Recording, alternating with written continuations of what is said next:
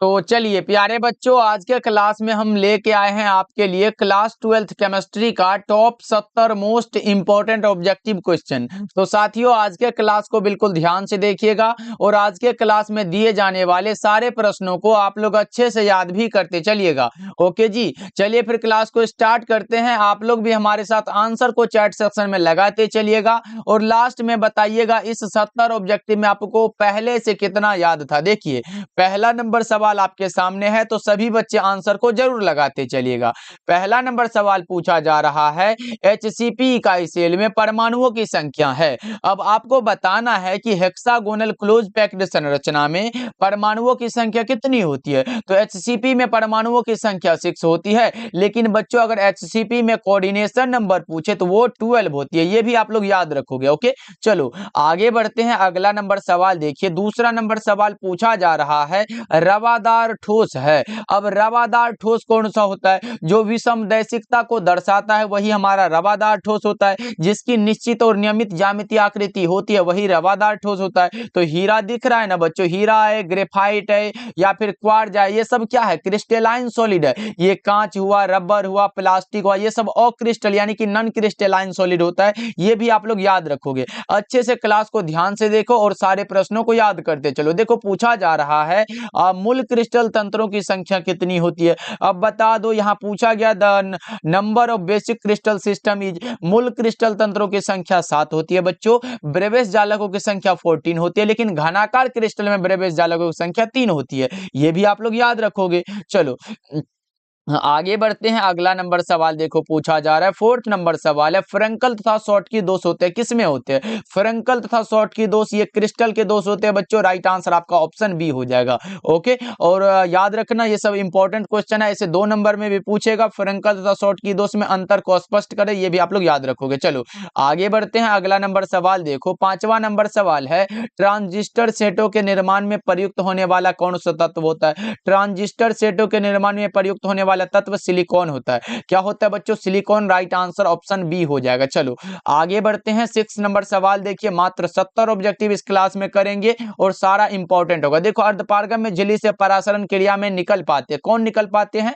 विलायक के कण जो होते हैं वही निकल पाते हैं। विलायक के अणु कह सकते हो। राइट आंसर ऑप्शन बी होगा। और बच्चों क्लास को लाइक करते चलिएगा, जितने बच्चे नए नए जुड़ रहे हो तो सब्सक्राइब भी करते चलिएगा बच्चों। देखो 7 नंबर सवाल है, विलियन के अनुसंख्यक गुणधर्म का उदाहरण है। विलियन का अनुसंख्यक गुणधर्म वह है जो विलियन में उपस्थित विलय के कणों की संख्या पर निर्भर करता है। ऐसे बच्चों आपसे 2 नंबर में भी पूछेगा कि विलियन के अनुसंख्यक गुणधर्म से आप क्या समझते हो, तो जरूर याद रखोगे। विलियन के अनुसंख्यक गुणधर्म 4 प्रकार के होते हैं, क्वथनांक का उन्नयन, हिमांक का अवनमन, प्रसरणी दाब और वाष्प दाब का आपेक्षिक अवनमन। यहाँ देखो क्वथनांक का उन्नयन हमें दिखाई दे रहा है। करेक्ट आंसर ऑप्शन सी हो जाएगा। चलो 8 नंबर सवाल देखिए, पूछा जा रहा है, वैसा घोल जो एक निश्चित ताप पर संयोजन में बिना किसी प्रकार के परिवर्तन के उबलता है उसे हम लोग एजियोट्रॉपिक मिश्रण कहते हैं। क्या कहते हैं बच्चों? एजियोट्रॉपिक मिक्सचर कहते हैं। करेक्ट आंसर ऑप्शन ए हो जाएगा। चलो आगे बढ़ते हैं। अगला नंबर सवाल देखो, 9 नंबर सवाल है, समपराशरी विलयन में समान होती है कौन? समपराशरी विलयन में कौन समान होती है भाई? जल्दी से बता दो। 9 का करेक्ट आंसर वो होती है मोलर सांद्रता समान। करेक्ट आंसर ऑप्शन ए हो जाएगा। चलो 10 नंबर सवाल देखो, पूछा जा रहा है, मोलरता प्रदर्शित होती है किसके द्वारा? अगर पूछे बच्चों मोललता, मोललता पूछे अगर आपसे तो मोललता व्यक्त होता है मोल पर केजी में, मोल पर केजी में। लेकिन अगर उसी जगह हो क्या मोलरता, मोलरता होता है मोल पर लीटर में। अब देखो कौन सा पूछा गया, मोललता, मोललता प्रदर्शित होते हैं मोल पर केजी में। कौन सा होगा? मोल प्रति kilogram. Correct answer option D होगा। देखो मोललता है बच्चों, याद रखोगे आप लोग। चलो आगे बढ़ते हैं। अगला नंबर सवाल देखो, 11 नंबर सवाल है, निम्नलिखित में एक आयनिक यौगिक कौन सा होगा? Sodium nitrate. कौन सा बच्चों? Sodium nitrate. Correct answer option D होगा, NaNO3 जिसे कहते हो। चलो आगे बढ़ते हैं। अगला नंबर सवाल 12 नंबर सवाल है, वैद्युत अपघटन की क्रिया में कैथोड पर क्या होता है? वैद्युत अपघटन की क्रिया में कैथोड पर क्या होता है? अवकरण होता है और एनोड पर ऑक्सीकरण होता है। याद रख लो बच्चों, कैथोड पर हमारा सोडियम सोडियम धातु मुक्त होता है और एनोड पर कौन सा बच्चों, क्लोरीन वाला गैस। चलो आगे बढ़ते हैं। निम्नलिखित में कौन सा सेल हाइड्रोजन एवं ऑक्सीजन के रासायनिक ऊर्जा को विद्युत ऊर्जा में बदलता है? जल्दी से बताओ बच्चों, निम्नलिखित में कौन सा सेल है जो हाइड्रोजन एवं ऑक्सीजन की रासायनिक ऊर्जा को विद्युत ऊर्जा में बदलता है? उसका नाम बताओ आप लोग। उसका नाम होता है ईंधन cell. Correct answer option C हो जाएगा। चलो आगे बढ़ते हैं। अगला नंबर सवाल देखो, 14 नंबर सवाल पूछा जा रहा है। निम्नलिखित में कौन सर्वाधिक ऑक्सीकरण अवस्था प्रदर्शित करता है? निम्नलिखित में कौन है जो सबसे अधिक ऑक्सीकरण अवस्था प्रदर्शित करता है? ये तो सबको पता है, जल्दी से बताओ बच्चों। वो हमारा होता है मैग्नीज। कौन सा बच्चों? Manganese. Correct answer option D हो जाएगा। चलो आगे बढ़ते हैं। 15 नंबर सवाल है, सर्वाधिक चालकता किसका होता है? सबसे अधिक जो चालकता होता है वो किसका होता है? वो होता है चांदी का। ये सब तो आसान सा सवाल है बच्चों, आप लोग जल्दी जल्दी से चैट सेक्शन में लगाते चलो। देखो 16 नंबर सवाल है, सेल अभिक्रिया स्वतः होती है जब क्या होता है? सेल अभिक्रिया स्वतः होती है जब क्या होगा बच्चों? ये होता है कौन सा? डेल्टा जी नोट क्या होता है? ऋणात्मक होता है। करेक्ट आंसर ऑप्शन बी हो जाएगा। चलो आगे बढ़ते हैं। 17 नंबर सवाल देखो, पूछा जा रहा है द्वितीय कोटि की अभिक्रिया के लिए वेग स्थिरांक की इकाई क्या होती है? तो बच्चों हमने तीनों के लिए बताया था। पहले क्या बताया था? पहले बताया था शून्य के लिए। यहां ध्यान से देखो, इंपॉर्टेंट है। उसके बाद होता है प्रथम, उसके बाद कौन सा पूछता है? प्रथम के बाद पूछता है द्वितीय वाला। देखो अगर पूछे शून्य कोटि के लिए तो शून्य कोटि के लिए mole litre inverse second inverse, प्रथम के लिए सेकेंड इनवर्स, और ये द्वितीय के लिए mole inverse litre second inverse. यही वाला तो होगा बच्चों, ये वाला हो जाएगा। अब देखो किस ऑप्शन में ये वाला दिया गया आपका, mole inverse litre second inverse, mole inverse litre second inverse, mole inverse litre second inverse. लगता है कि ये वाला सही है, mole inverse litre second inverse. बच्चों करेक्ट आंसर ऑप्शन डी हो जाएगा। चलो देख रहे हो ना। चलो आगे बढ़ते हैं। अगला नंबर सवाल देखो, 18 नंबर सवाल है, गति समीकरण इतना दिया गया है तो इस अभिक्रिया की कोटि क्या होगी? तो बच्चों हमने क्या बताया था कि वेग समीकरण में प्रयुक्त सांद्रण पदों के घात के योगफल को अभिक्रिया की कोटि कहते हैं। तो यहां से कर लो ना बच्चों, 3/2 है, यहाँ पे लिखो। अब प्लस में कौन सा होगा? -1/2 हो जाएगा। यहां से अगर निकालते हो तो 2 का करते हो तो 2 हो जाएगा। अब फिर उसके बाद क्या होगा? 3 अब प्लस -1 हो जाएगा। फिर यहां से करो, 3 में से कितना बचेगा भाई? 3 में से अगर 2 माइनस को 1 को घटाओ तो 2/2 बचेगा, कटा तो बचा 1 बचा। कौन सा होगा? ऑप्शन ए हो जाएगा। क्या?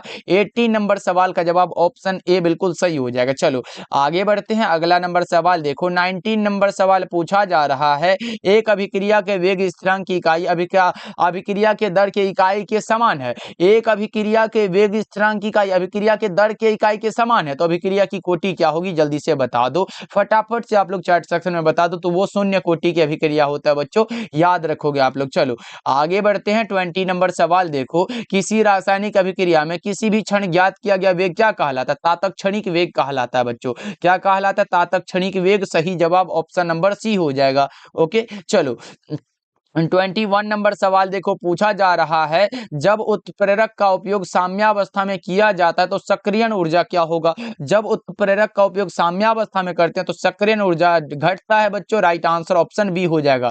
याद करते चलो प्रश्नों को, बहुत ज्यादा इंपॉर्टेंट है। 22 नंबर सवाल देखो, मॉन्ड विधि द्वारा कौन धातु का शुद्ध किया जाता है? मॉन्ड विधि के द्वारा किस धातु का शोधन होता है बच्चों? ये बताना है आपको। तो ये होता है कौन सा? निकेल का। राइट आंसर ऑप्शन सी हो जाएगा। चलो आगे बढ़ते हैं। 23 नंबर सवाल देखो, पूछा जा रहा है, निम्नलिखित में कौन सी धातु प्रकृति में मुक्त अवस्था में पाई जाती है? मुक्त अवस्था में पाई जाती है कौन सा भाई? प्लेटिनम हो जाएगा। सोना होता तो वो भी लगा देते। 23 का right answer option number D हो जाएगा। चलो आगे बढ़ते हैं। 24 नंबर सवाल है कि टिंडल प्रभाव पाया जाता है किसमें? टिंडल प्रभाव सॉल में पाया जाता है। किसमें बच्चों? सॉल में। याद रखोगे। Correct answer option number C होगा 24 का। क्या लगा रहे हो बच्चा पार्टी? ऑप्शन सी ही होगा। और बहुत सारे बच्चे कमेंट करने लगते हैं सर विलियन में होता है। भाई मेरे गलत आंसर है। ये गेस्ट पेपर सब में गलत आंसर दिया रहता है और बच्चे याद कर लेते हैं। ये पाया जाता है सॉल में बच्चों। राइट आंसर ऑप्शन सी हो जाएगा। चलो आगे बढ़ते हैं। अगला नंबर सवाल 25 नंबर सवाल है, निम्नलिखित में कौन लायोफिलिक कोलाइड है? लायोफिलिक यानी कि द्रव स्नेही कोलाइड। और द्रव स्नेही कोलाइड के स्थायित्व का जो प्रमुख कारण होता है वो आवेश होता है। और ये लायोफिलिक कोलाइड कौन सा? गोंद हो जाएगा, गम होता है। चलो आगे बढ़ते हैं। अगला नंबर सवाल देखो, 26 नंबर सवाल है, रासायनिक अधिशोषण में कितनी परतें होती है? एक परतें होती है। कितनी बच्चों? एक परतें, यानी कि 26 का राइट आंसर ऑप्शन ए हो जाएगा। चलो 27 नंबर सवाल पूछा जा रहा है, भौतिक अधिशोषण में लगभग ऊष्मा उत्सर्जित होती है 20 से 40 किलो जूल पर मोल में।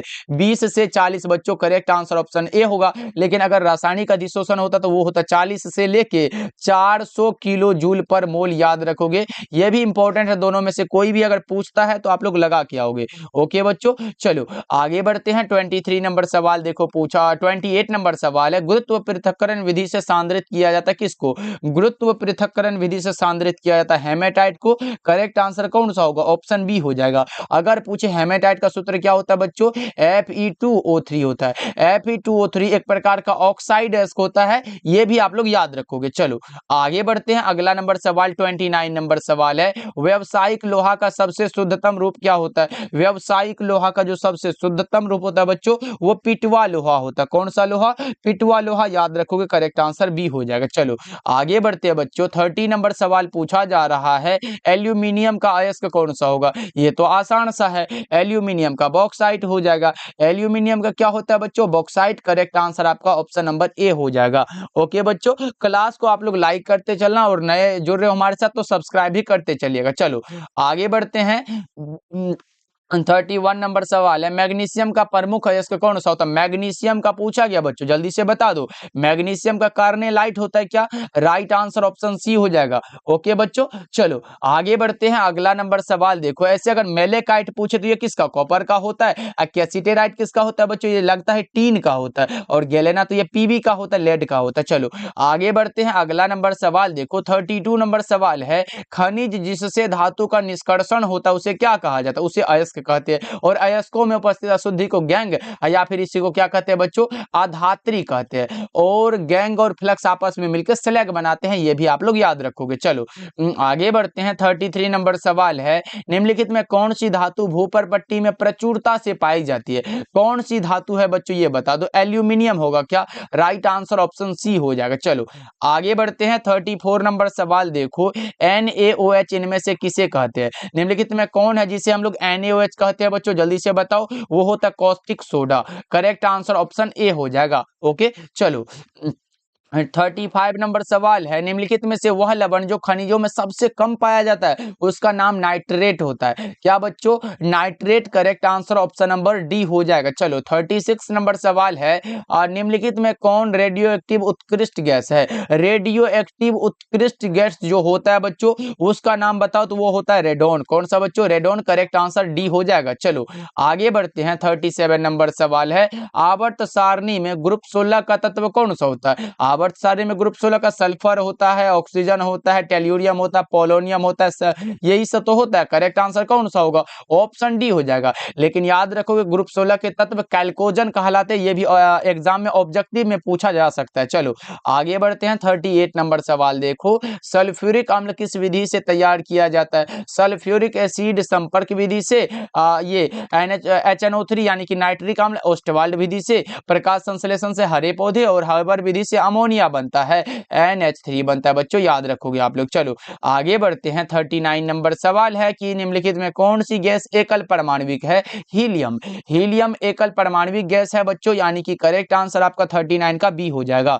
ओके चलो आगे बढ़ते हैं, 40 नंबर सवाल देखो पूछा जा रहा है, 40 नंबर सवाल है, उत्कृष्ट गैसों का मुख्य स्रोत क्या होता है? उत्कृष्ट गैसों का जो मुख्य स्रोत है वो वायुमंडल होता है। क्या होता है बच्चा पार्टी? वायुमंडल। राइट आंसर ऑप्शन ए हो जाएगा। चलो अणुचुंबकत्व प्रदर्शित करने वाला पदार्थ कौन सा होता है? O2। O2 क्या होगा? अणुचुंबकत्व प्रदर्शित करने वाला पदार्थ है। करेक्ट आंसर ऑप्शन बी हो जाएगा। चलो नेक्स्ट नंबर सवाल को देखते हैं। 42 नंबर सवाल है, निम्नलिखित में कौन सा बंध सबसे ज्यादा प्रबल होता है? सबसे ज्यादा जो स्ट्रॉन्ग होता है बच्चों, वो कौन सा होगा? क्या वो फ्लोरीन फ्लोरीन के बीच, क्लोरीन क्लोरीन के बीच, आयोडीन आयोडीन के बीच, या फिर कौन सा ब्रोमीन ब्रोमीन के बीच? कौन सा होगा बच्चों? ये बताओ 42 नंबर सवाल का जवाब। तो वो हमारा होता है क्लोरीन और क्लोरीन के बीच। करेक्ट आंसर बी हो जाएगा। चलो आगे बढ़ते हैं, 43 नंबर सवाल है, निम्नलिखित में कौन ऑक्सीकारक एवं अवकारक दोनों की तरह व्यवहार करता है? दोनों की तरह जो व्यवहार करता है उसका नाम होता है SO2, सल्फर डाइऑक्साइड। 43 का सी ऑप्शन सही हो जाएगा। चलो आगे बढ़ते हैं, अगला नंबर सवाल देखो पूछा जा रहा है, आपके सामने है देखो, ढलवा लोहा में कार्बन परमाणु की प्रतिशत मात्रा कितनी पाई जाती है? ढलवा लोहा है बच्चों आपके पास, तो वो कौन सा होगा? 0.4%। राइट आंसर ऑप्शन ए हो जाएगा। याद रखोगे ना बच्चों? चलो आगे बढ़ते हैं। ऐसे 2 से 4% के बीच होता है। 45 नंबर सवाल है, जर्मन सिल्वर का मुख्य अवयव क्या होता है? जर्मन सिल्वर का मुख्य अवयव पता है क्या बच्चों? जल्दी से बता दो कौन कौन सा होगा इसका करेक्ट आंसर। वो होता है हमारा कॉपर जिंक निकेल होता है। Correct answer option number A हो जाएगा। याद रखोगे आप लोग। चलो आगे बढ़ते हैं। अगला नंबर सवाल देखो, 46 नंबर सवाल है, संक्रमण तत्व कौन सा होता है? डी ब्लॉक एलिमेंट्स वाला। डी ब्लॉक कहाँ है बच्चों? सही जवाब ऑप्शन सी हो जाएगा। अगर पूछे ये एफ ब्लॉक वाला क्या होता है? एफ ब्लॉक वाला क्या होता है बच्चों? ये होता है ये इनर ट्रांजिशन एलिमेंट, यानी कि अंतः संक्रमण तत्व होता है। चलो आगे बढ़ते हैं। 47 नंबर सवाल है, समन्वय यौगिकों के लिए सबसे पहला महत्वपूर्ण सिद्धांत किसने दिया था? वही ने दिए थे, वर्नर साहब ने। कौन सा होगा करेक्ट आंसर? ऑप्शन सी होगा 47 का बच्चों। चलो 48 नंबर सवाल देखो पूछा जा रहा है। 48 नंबर सवाल है, विटामिन B12 में उपस्थित रहता है। विटामिन B12 में कौन उपस्थित रहता है? कोबाल्ट। विटामिन B12 में कोबाल्ट रहता है। करेक्ट आंसर ऑप्शन ए हो जाएगा। चलो 49 नंबर सवाल है, मोहर लवण का सूत्र क्या होता है बच्चों? मोहर लवण का सूत्र बताना है आपको। जल्दी से बताओ 49 नंबर सवाल का जवाब फटाफट से।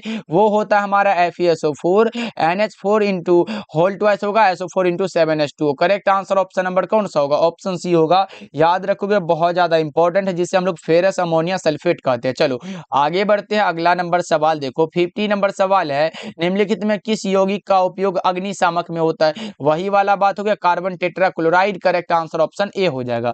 ओके बच्चा पार्टी। चलो आगे बढ़ते हैं। 51 नंबर सवाल देखो, ये रहा आपके सामने। बताओ Na2O में सोडियम की उप सहसंयोजन संख्या कितनी है बच्चों? अगर देखो सोडियम की पूछे तो 4 होता है, ऑक्सीजन का पूछे तो 8 होता है। सोडियम का पूछा, बी लगा दो, करेक्ट हो जाएगा। चलो 52 नंबर सवाल देखो पूछा जा रहा है, जिंक और जल के साथ क्लोरोफॉर्म के अवकरण से क्या प्राप्त होता है? जिंक और जल के साथ क्लोरोफॉर्म के अवकरण से जो बनता है उसका नाम है मेथेन। क्या बच्चों? मेथेन बनता है। करेक्ट आंसर कौन सा होगा? ऑप्शन नंबर डी हो जाएगा। चलो आगे बढ़ते हैं। अगला नंबर सवाल देखो, 53 नंबर सवाल है, कास्ट स्पिरिट क्या कहलाती है? कास्ट स्पिरिट मेथनॉल कहलाती है बच्चों, यानी कि CH3OH कहलाती है। आपका करेक्ट आंसर कौन सा होगा? ऑप्शन ए हो जाएगा। चलो आगे बढ़ते हैं। 54 नंबर सवाल देखो पूछा जा रहा है।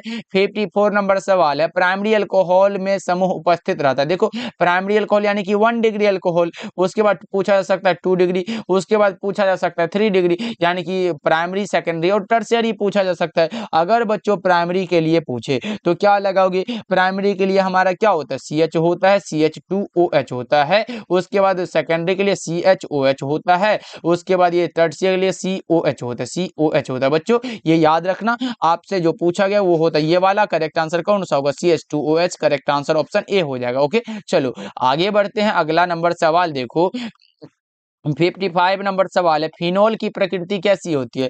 फिनोल की प्रकृति कैसी होती है? क्षारीय, उदासीन, अम्लीय या फिर इनमें से कोई नहीं बच्चों। 55 का राइट आंसर बताओ क्या होगा? वो होती है अम्लीय। करेक्ट आंसर सी हो जाएगा। चलो आगे बढ़ते हैं। नेक्स्ट नंबर सवाल देखो, 56 नंबर सवाल है, ईथर कैसे होते हैं बच्चों? अब ईथर के बारे में बताओ कैसे होते हैं? ये क्षारीय होते हैं। चलो नेक्स्ट नंबर सवाल का जवाब बताओ। 57 नंबर सवाल है, निम्नलिखित में किसके द्वारा फॉर्मिक अम्ल एवं फॉर्मल्डिहाइड में अंतर किया जा सकता है? किसके द्वारा किया जा सकता है ये बता दो। ये किया जाता है सोडियम बाइकार्बोनेट के द्वारा। करेक्ट आंसर ऑप्शन डी हो जाएगा बच्चों। क्लास को आप लोग लाइक करते चलना, चैनल पे पहली बार जुड़े तो सब्सक्राइब जरूर करिएगा। देखिए सेकेंडरी एमीन का क्रियाशील मूलक क्या होता है? सेकेंडरी एमीन का पूछा गया आपसे, अब बता दो क्या होगा। यहां भी पूछा जा सकता है 1 degree amine, 2 degree amine, 3 degree amine. ये फॉर्मूला पूछा जाता है बच्चों, क्रियाशील मूलक यानी कि फंक्शनल ग्रुप ऐसे करके आता है, तो आपको लगाना तो पड़ेगा ना बच्चों। अब बता दो 58 का क्या लगा रहे हो आप लोग? यहाँ सेकेंडरी एमीन की बात हो रहा है और आप आंसर लगा रहे हो वो हमारा NH2 होता है sir. Correct answer option number B हो जाएगा। ऐसे अमोनिया का सूत्र क्या होता है? NH3 होता है। उसी से ये सारा ये 3 जो है ये इसी से बना। अगर 1 डिग्री पूछे तो ये NH2, 2 डिग्री में NH होता है, NH ऐसे करके लिख देना। उसके बाद ये हमारा क्या होता है? सिर्फ N होता है। चलो आगे बढ़ते हैं। अगला नंबर सवाल देखो, 59 नंबर सवाल है, बेंजीन का सरल सूत्र क्या होता है? C6H6। Right answer option option C हो जाएगा। चलो आगे बढ़ते हैं, अगला नंबर सवाल देखो, 60 नंबर सवाल है, C2H5NH2 का IUPAC नाम क्या होगा? C2H5NH2 का IUPAC नाम आपको पता हो तो चैट सेक्शन में बता दो। 60 नंबर सवाल का जवाब आप लगा रहे हो सर एथाइल एमीन होता है। चलो आगे बढ़ते हैं, 61 नंबर सवाल पूछा जा रहा है, NH3 में N का संकरण क्या होगा? NH3 में N का संकरण sp3 होता है। NH3 में N का जो हाइब्रिडाइजेशन होता है वो sp3 होता है बच्चों। चलो 62 नंबर सवाल है, एक कच्चा पदार्थ जो नायलॉन बनाने में प्रयुक्त होता है उसका नाम क्या होता है? एडिपिक अम्ल होता है। चलो नेक्स्ट नंबर सवाल देखो, 63 नंबर सवाल है कि पॉलीथीन एक बहुलक होता है किसका? पॉलीथीन बहुलक है इथीन का। पॉलीथीन किसका बहुलक है मेरे भाई? इथीन का। राइट आंसर ऑप्शन बी हो जाएगा। चलो आगे बढ़ते हैं, अगला नंबर सवाल देखो, 64 नंबर सवाल है, कार के टायर में प्रयुक्त कौन सा होता है? कार के टायर में ब्यूना रबर होता है क्या बच्चों? 64 का right answer option number A होगा, जिसे हम लोग सिंथेटिक रबर भी कहते हैं। चलो आगे बढ़ते हैं, अगला नंबर सवाल देखो, 65 नंबर सवाल है, निम्न में कौन सा प्राकृतिक बहुलक है? प्राकृतिक बहुलक प्रोटीन ही तो हो सकता है। प्राकृतिक बहुलक कौन सा होगा बच्चों? प्रोटीन होगा। करेक्ट आंसर आपका ए होगा। चलो आगे बढ़ते हैं, 66 नंबर सवाल है, निम्नलिखित में कौन कार्बोहाइड्रेट प्रकृति में प्रचुर मात्रा में पाया जाता है? सेल्यूलोज। सेल्यूलोज करेक्ट आंसर हो जाएगा, याद रखोगे आप लोग। चलो आगे बढ़ते हैं, 67 नंबर सवाल देखो, प्रोटीन की हेलिकल संरचना किसके द्वारा स्थायी होती है? प्रोटीन की हेलिकल संरचना किसके द्वारा स्थायी होती है? हाइड्रोजन बॉन्ड के द्वारा बच्चों। 67 का करेक्ट आंसर डी हो जाएगा। चलो आगे बढ़ते हैं, 68 नंबर सवाल देखो, फलों की शर्करा क्या कहलाती है? फलों की शर्करा फ्रक्टोज कहलाती है। फलों की शर्करा क्या कहलाएगी बच्चों? फ्रक्टोज। करेक्ट आंसर बी हो जाएगा। चलो आगे बढ़ते हैं, 69 नंबर सवाल है, निम्नलिखित में कौन कृत्रिम मीठा भी करता है? कौन सा होगा? सैकरीन होगा, स्पार्टेम होगा, सोडियम साइक्लोमेट होगा।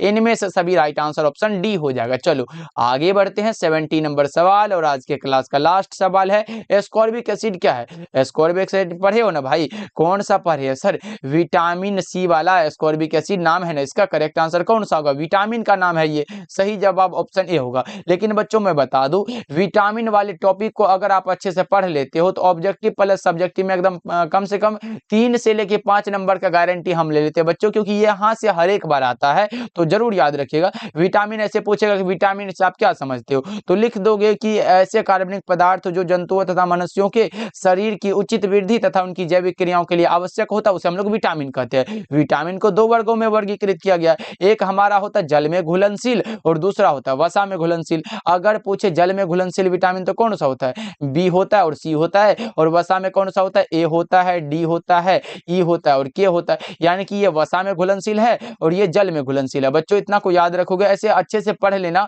ये हम गारंटी लेते हैं भाई, यहाँ से हर एक बार प्रश्न आता है, अब की बार भी आएगा। ओके बच्चों, क्लास कैसा लगा कमेंट करिएगा और चैनल पे पहली बार जुड़े तो सब्सक्राइब करिएगा। मिलते हैं फिर अगले क्लास में।